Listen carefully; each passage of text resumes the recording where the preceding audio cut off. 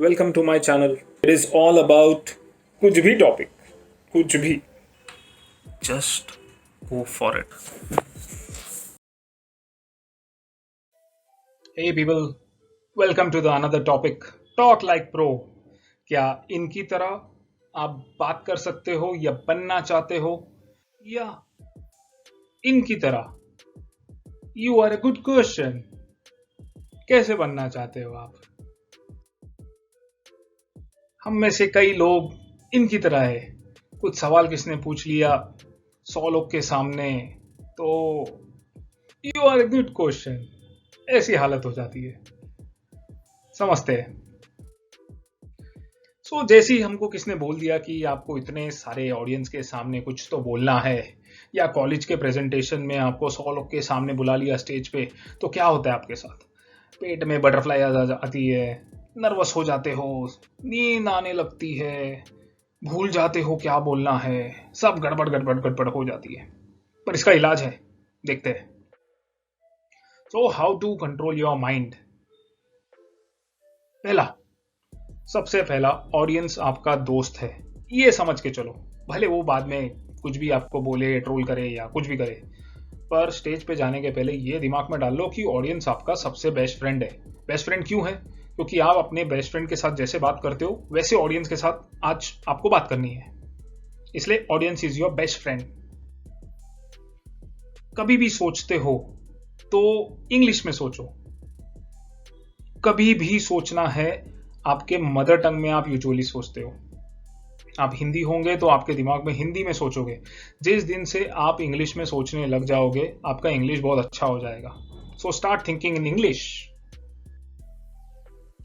Speech on stage तो एक होता है, आप वहां सच में जाके स्टेज पे जाके आप स्पीच दोगे, और एक होता है स्पीच इन माइंड. तो स्टेज पे जाने के पहले प्रैक्टिस सेशन में आप अपने दिमाग में, मन में ये स्पीच दे दीजिए. सारी गलतियां जो भी होनी है आपके दिमाग में हो जाएगी. स्टेज पे बहुत अच्छा होगा.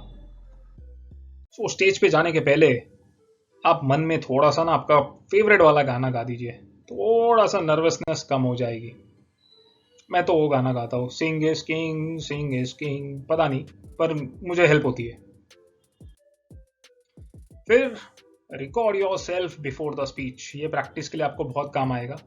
जब भी आप स्पीच बोलो, रिकॉर्ड कर लो. आप देख लो रिकॉर्ड करने के बाद कहाँ गलतियां की आपने, सुधर जाओगे. अगर आपको स्पीच देनी है, कुछ ऐसी टॉपिक पे ना दो जिसके बारे में आपको कुछ पता नहीं, फंस जाओगे. हमेशा जानकारी रखो क्या आप स्पीच देने वाले हो. Don't jump in unknown. Audience के बारे में भी आप समझिए, किस तरह का एक ऑडियंस है. स्टूडेंट्स है, पेरेंट्स है, अडल्ट्स है, कैसे ऑडियंस है, और क्या टॉपिक आप देने वाले हो. ऑडियंस का अगर अंडरस्टैंडिंग ही नहीं है जो आप टॉपिक पे देने वाले हो, तो मे बी आपको वो टॉपिक को इस लेवल पे लेके आना होगा कि ताकि वो ऑडियंस समझे. राइट? तो understanding your audience is very very important. Fear तो सबको होता है, आप कितना भी बोल लो. कोई ऐसा बोलेगा भाई मैं 30 मार्क का हूं, ऐसे ही चले जाता हूं, स्पॉन्टेनियसली कुछ भी स्टेज पे बोल सकता हूं. नहीं, उसको फियर है. अगर वो बोल रहा है फियर नहीं है, तो वो झूठ बोल रहा है. क्या करेंगे ज्यादा से ज्यादा लोग? क्रिटिसाइज करेंगे, हंसेंगे आप पे, कुछ कमेंट करेंगे, बातें बनाएंगे. इससे ज्यादा क्या हो सकता है? पर आप अपना कॉन्फिडेंस नहीं खोना. फियर को भूल जाओ, बिंदास जाओ. कहीं भी आपको अपॉर्चुनिटी मिले तो आप जाके बोलिए. भले वो आपके कॉलेज में हो, घर पे हो, जॉइंट फैमिली के सामने हो, दोस्तों के सामने हो, या कहीं भी अपॉर्चुनिटी मिले, बस जाके बात कीजिए, बोलिए बिंदास. ये वीडियो आपको देखना बहुत जरूरी है. संदीप माहेश्वरी जी का सबसे पहला स्पीच. इस वीडियो में ये बहुत नर्वस हुए, इंग्लिश में स्टार्ट किया. इंग्लिश थोड़ा सा कठिनाइयां आई उनको, हिंदी में स्टार्ट किया. फिर भी पर एक चीज माननी पड़ेगी, कॉन्फिडेंस नहीं खोया इन्होंने. बहुत अच्छे से बात की. तो संदीप माहेश्वरी जी का ये वीडियो आपको देखना बहुत जरूरी है, समझिए. Next thing is how to control audience. First thing is कि आप जब स्पीच देते हो, तो मे बी आप 1 घंटे की स्पीच दे रहे हो तो आपको कुछ याद नहीं रहेगा. तो उससे अच्छा है कि आप ड्राइंग के फॉर्मेट में कुछ आपके हाथ पे बना लो या कुछ पेपर, छोटे छोटे पेपर्स पे ड्राइंग बना लो। जैसे फॉर एग्जांपल वीर दास जी का एक शो था नेटफ्लिक्स पे, वीर दास फॉर इंडिया। तो उसमें आपने ये इमेज में देख सकते हो कि कैसे वो उनको पार्ले जी के बारे में बताना था, चाय के बारे में बताना था। तो उन्होंने ड्राइंग्स बनाई ताकि उनको याद रहे, वो देख के उनका जोक उनको याद रहे। तो quick notes in the form of drawing is very important, first thing. Second thing, like I told you about, you should understand your audience. Audience को समझिए। अगर ऑडियंस, आप एग्जाम्पल कुछ आईटी के बारे में बोल रहे हो और ऑडियंस को आईटी के बारे में कुछ पता ही नहीं है, ओके, तो आपको उनके लेवल पे आके उनको समझाना होगा। सबसे बेस्ट ये होता है ना कि आप 8 स्टैंडर्ड की इंग्लिश की जो लैंग्वेज होती है कि सामने वाले को भी समझ जाए। हाई फंडू इंग्लिश शब्द यूज करके कोई 30 मार्क का नहीं बन सकता। अगर आपने कुछ मैसेज दिया है, सामने वाले को समझेगा ही नहीं, तो काहे के आप स्पीकर हो। तो मेरे हिसाब से 8 स्टैंडर्ड के बच्चे को आपकी स्पीच समझनी चाहिए, उस हिसाब से आपको बोलना चाहिए। Explain in story format. Story format picturisation होता है, विजुअलाइजेशन होता है। तो आपके दिमाग में एक स्टोरी फॉर्म होगी, तो आप सामने वालों के दिमाग में भी विजुअलाइज करा सकते हो वो स्टोरी। हमेशा हंसते रहो, मुस्कुराते रहो। स्टेज पे जाओगे, लोग कनेक्ट करेंगे आपके, मुस्कुराओगे तो। आपको बहुत सारे एग्जाम्पल्स देने हैं, रियल लाइफ एग्जाम्पल्स देने हैं, केस स्टडीज देने हैं, एनालॉजीज देने हैं, बहुत कुछ आपको मतलब रिलेटेबल करना है ऑडियंस के लिए। एग्जाम्पल्स देते जाओ, जहां जहां एग्जाम्पल दे सकते हो बहुत अच्छे से आप एग्जाम्पल्स देते जाओ। क्वेश्चन पूछो। आप क्वेश्चन पूछोगे तो आपको समझ आएगा कि ऑडियंस को समझ आ रहा है कि नहीं आ रहा है। इंटरैक्टिव रखो, उनको क्वेश्चंस पूछने दो, आप क्वेश्चंस पूछो, इंटरैक्टिव रखो। जैसे आप प्रेजेंटेशन दे रहे हो, तो अगर आपके पास कुछ सपोर्ट नहीं है, वीडियो का, फोटोज का, प्रेजेंटेशन का, तो थोड़ा सा बोरिंग हो जाता है। आदमी आपके चेहरे को कितना देर देखेगा। कुछ इंटरेस्टिंग सा रखोगे, फोटोज, वीडियोस, प्रेजेंटेशन, तो एटलीस्ट वो उनका मन वहां डाइवर्ट हो जाएगा और थोड़ा सा मतलब आपको घूरना बंद कर देंगे। तो थोड़ा जरूरी है स्पीक स्लोली, क्योंकि आप अगर समझो आपको इतना फ्लुएंट इंग्लिश नहीं है, तो आप इंग्लिश बोलते हो तो वो सेंटेंस आप अपने दिमाग में फ्रेम कर सकते हो बोलने के पहले। अगर आप फास्ट फास्ट फास्ट फास्ट बोलोगे तो आपको सोचने का समय नहीं मिलेगा, आप फंबल मारोगे। तो स्पीक स्लोली। स्लो बोलने से आप अपने सेंटेंस बना सकते हो दिमाग में और फिर बोल सकते हो।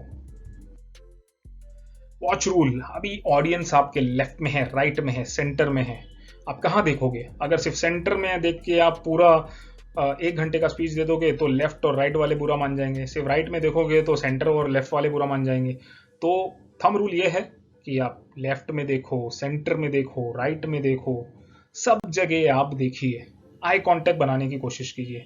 अगर ऑडियंस पूरी डार्क है, अंधेरे में है, तो आप कोई चेयर पकड़ लो या कोई पिलर पकड़ लो, उसको देख लो, कोई दिक्कत नहीं है। अगर गलती से मिस्टेक भी हो जाता है तो उसको कवर अप मत करो, एडमिट कर लो, ठीक है, जोक बना लो उस चीज का। होता है यार, लाइफ है, इतने परफेक्शन कहाँ है, एरर होते हैं, सबके एरर होते हैं, जोक बना लो।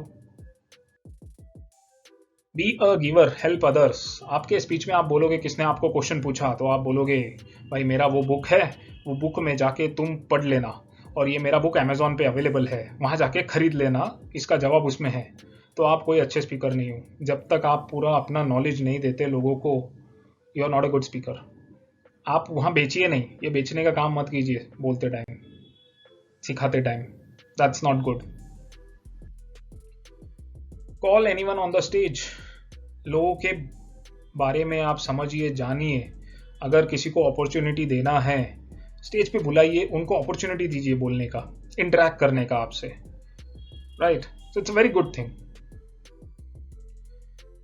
After all anything can go wrong. आप कितना भी प्लान कर लो, आप एक एक करके और कितना भी प्लान कर लो, ऑर्गेनाइज कर लो सारी चीजें, पर कुछ ना कुछ गलत होएगा ही, कहीं ना कहीं कुछ ना कुछ होता ही है। तो इतना भी ज्यादा प्लान करने की जरूरत नहीं है। Getting into talking business. क्या करें, अभी ये बोलने से आप पैसे कैसे कमा सकते हो, ये जानते हैं। सो पहली चीज़ तो है कि आप अपना फेसबुक पेज और इंस्टाग्राम पेज बना लीजिए। आपके नाम से नहीं, मे बी कोई ऐसे ही रैंडमली कंपनी के नाम से, जिसे आपको प्रमोट कर पाओ, आप उसको ब्रांड बना पाओ। एक टॉपिक के बारे में सोचिए, कुछ ऐसा टॉपिक जो लोग बहुत सर्च कर रहे हैं, जिनको ये जानकारी चाहिए, और आप अपने ये स्पीच के दौरान या वर्कशॉप के थ्रू कुछ वैल्यूएबल इंफॉर्मेशन लोगों को पास ऑन कर पाए। ऐसा नहीं कि कुछ भी अतरंगी टॉपिक ले लिया और जिसको जरूरत ही नहीं है सुनने की, जिसको डिमांड ही नहीं है जिस चीज़ का, वो टॉपिक ले लिया। टॉपिक लीजिए, maybe how to start your business. Topic लीजिए कि how to speak fluently. Topic लीजिए कि how to talk Spanish in 5 days और वट एवर एग्जाम्पल्स। कुछ भी ले सकते हो, पर जिस चीज का डिमांड होना चाहिए। एक जूम कॉल का सब्सक्रिप्शन ले लीजिए। आज के दिन सब कुछ ऑनलाइन है। जूम कॉल का सब्सक्रिप्शन आएगा 2,000 रुपये से लेके 2,500 रुपये तक के बीच में, डॉलर्स में होगा। खरीद लीजिए पूरा महीने के लिए। फिर एक वर्कशॉप का प्रिपेयर कीजिए। 1 घंटे के वर्कशॉप में आपको क्या क्या बोलना है वो तैयार कीजिए। कैसे एड्रेस करना है, क्या क्वेश्चंस उठने वाले हैं, सब कुछ प्रिपेयर कर लीजिए। और ये वर्कशॉप आप फ्री में मत देना, फ्री की कोई वैल्यू नहीं है। इसको एक टिकटेड इवेंट बनाओ आप। इसको पेमेंट गेटवे के पीछे डालिए। पेमेंट गेटवे मतलब कोई आपको इसके पैसे देगा अटेंड करने के लिए। फिर आपको क्या करना है, 400, 500, 1,000 रुपए के आपको फेसबुक, इंस्टाग्राम के ऐड चालू कर देने हैं। ठीक है, आपका ये इवेंट ऑनलाइन आप डाल दीजिए, पेटीएम इनसाइडर पे डाल दीजिए, बुक माई शो पे डाल दीजिए। कुछ परसेंटेज लेंगे वो, और आपका टिकट आप वहाँ से बेच पाओगे। राइट, वो आपके बिहाफ पे पैसे लेंगे, और जैसे ही आपका इवेंट हो जाता है आपको पैसे मिल जाएंगे उनका कमीशन काट करके। तो ऐसे आप अपना ऑनलाइन इवेंट स्टार्ट कर सकते हो। आप चार्ज करोगे रजिस्ट्रेशन के लिए। स्टार्टिंग में आपको कोई जानता नहीं है, पहला इवेंट है, 99 रुपये रखिए, 199 रखिए, 299 रखिए। कम से कम रखिए और ज्यादा वॉल्यूम एक्सपेक्ट कीजिए, ज्यादा लोगों को रीच आउट कीजिए। इसको क्या करना है, एवरी संडे एक इवेंट रख दो। आप महीने में 4 इवेंट हो जाएंगे आपके। काफी अच्छा आप कमा लोगे इसमें से। सिर्फ आपको एक अच्छा टॉपिक चाहिए और सामने वालों को वैल्यू देना है, बस यही है। अब कुछ क्वेश्चंस रहेगा तो आप पूछिए कमेंट में। हैप्पी टू आंसर दोस्त। Thank you so much.